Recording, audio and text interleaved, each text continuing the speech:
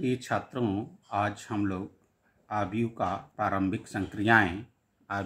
प्रारंभिक संक्रियाएं अथवा प्रारंभिक रूपांतरण, एलिमेंट्री ऑपरेशन और elementary transformation on a matrix.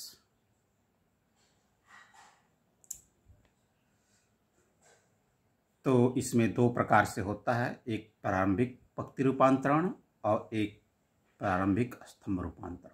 दो तरह के होते हैं।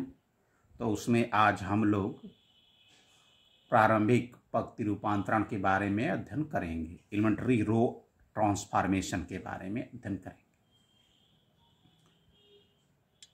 तो इसमें सबसे पहले इसमें भी 3 नियम हैं। तो पहला, किन्हीं दो पंक्तियों को परस्पर विनिमय, यानी दो पंक्तियों को आपस में किस प्रकार से परिवर्तन किया जाता है, इसके बारे में जानकारी लेंगे। तो इसमें ध्यान दें कि किसी आयु की आयवी तथा जेवी पंक्तियों को परस्पर विनिमय को प्रतीक के रूप में RI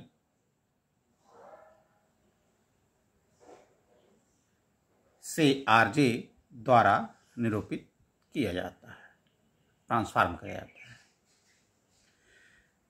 तो इसमें इस बात को ध्यान देना है कि R का मतलब रो है, ये रो है, ये सब रो हैं। और IV का मतलब जैसे मान लीजिए कि पहला रो, दूसरा रो, इसको पहला रो बोलेंगे R1, इसको R2, इसको R3। इस पूरे लाइन को R1 बोलते हैं, इस पूरे लाइन को R2 बोलते हैं और इसको R3 बोलते हैं। तो इसको ट्रांसफॉर्म मान लीजिए आपको करना है, R1 की जगह पे R2 और R2 की जगह पे R1। तो यहाँ पे R1 ट्रांसफॉर्म किया गया R2 के और R2 को ट्रांसफॉर्म किया गया R1 की जगह पे। तो देखिए R1 ये है और R2 ये है, तो इसको ट्रांसफॉर्म, इसको इसकी जगह पे रख देना है और इसको यहाँ पे रख देना है। तो ये देखिए 3 1 2 1 3, देखिए पहले R1 की जगह पे हो गया R2 को, और फिर R2 वाले को R2 को R1 की जगह पे कर दिया और R1 को R2 की जगह पे रखेंगे। तो यानी 3 2 4 दूसरी जगह पर चला जाएगा और ये तीसरा सेम उसी तरह उतार देंगे कि -1 2 1। फिर पुनः इसको मान लीजिए कि ट्रांसफॉर्म करना है, इसको ट्रांसफॉर्म करना है। तो इसको ट्रांसफॉर्म कैसे करेंगे? ट्रांसफॉर्म मान लीजिए करना है R2 को R3 में, R2 को R3 में और R3 को R2 में। तो देखिए यहाँ पे अब R2 ये हो गया, ये R2 हो गया और ये R3 हो गया। अब इसको आपस में परिवर्तन करना है, तो ये -1 2 1 हो जाएगा और ये 3 2 4 हो जाएगा। इस प्रकार से हम लोग ट्रांसफॉर्मेशन दो किन्हीं पंक्तियों का हम लोग परस्पर विनिमय करते हैं। दूसरा नियम इसमें ये है कि किसी पंक्तियों के अवयवों का एक शून्यात्तर संख्या से गुणा किस तरह से करेंगे।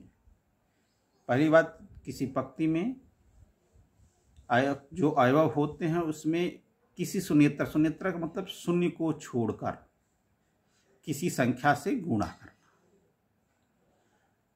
तो यहाँ पे ध्यान दें कि किसी आयवी पंक्ति के प्रत्येक अवयव का शून्यत्तर संख्या के अर्थात k नॉट इक्वल टू 0 से गुणन प्रतीक के रूप में RI को ट्रांसफॉर्म करना है KRI में द्वारा हम लोग निरूपित कर सकते हैं। जैसे ये एक मैट्रिक्स दी गई है, -1 2 3 -3 0 1 2 3 2 -1। अब इसमें हमको R2 में 2 का मल्टीप्लाई करना है, तो R2 को 2 से मल्टीप्लाई करके चेंज कर देंगे। तो देखिए यहाँ पे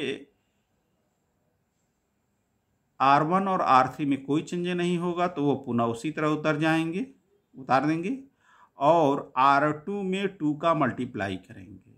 तो ये 0 में 2 का मल्टीप्लाई करेंगे तो 0 हो जाएगा, 1 में 2 का मल्टीप्लाई करेंगे तो 2 होगा और 2 में 2 का मल्टीप्लाई करेंगे तो 4 हो जाएगा। इसी तरह से अन्य भी हम किसी मैट्रिक्स के पंक्तियों में हम लोग गुणा कर सकते हैं। तीसरा नियम ये है कि किसी पंक्तियों के अवयव में किसी अन्य पंक्तियों के संगत अवयव को शून्येतर संख्या से गुणा करके जोड़ना या घटाना हो तो हम लोग कर सकते हैं। कैसे? जैसे कि किसी आव्यूह की आयवीय पंक्ति के अवयव में जैवी पंक्ति के संगत अवयवों को शून्येतर संख्या k से अर्थात k नॉट इक्वल टू 0 से गुणा करके जोड़ने पर जो प्रतीक प्राप्त होगा रूप में आर आई ट्रांसफॉर्म करेंगे आर आई प्लस के आर जे द्वारा निरूपित किया जाता है। जैसे कि ए एक मैट्रिक्स है 2 1 3 0 4 3 1 -1 0। अब इसमें R3 को बनाना है आपको, तो R3 पहले होना चाहिए। तो R3 में से 2R2 को घटाना है, 2R2 को घटाना है। तो देखिए कि यहाँ पे पहली बात कि R1 और R2 में कोई चेंज नहीं होगा, R2 में कोई चेंज नहीं होगा। जो भी चेंज होना है R3 में चेंज होना है। तो उसको चेंज कैसे करेंगे कि R2 में 2 का मल्टीप्लाई करके R3 में से घटा देंगे। तो ये R3 है, इसमें 2 से मल्टीप्लाई करेंगे तो ये 0 है, तो 1 माइनस 0 यानी 1 आएगा। फिर इसमें 2 का मल्टीप्लाई करेंगे तो ये 8 हो जाएगा, तो -1 - 8 यानी 9 हो जाएगा, -9। और इसमें 2 का मल्टीप्लाई करेंगे तो ये हो जाएगा 6 और 0 - 6 यानी -6। इस तरह से हम लोग ट्रांसफार करते हैं। तो इन तीनों नियमों को ध्यान में रखेंगे। अब कल हम लोग प्रारंभिक स्तंभ रूपांतरण के बारे में अध्ययन करें।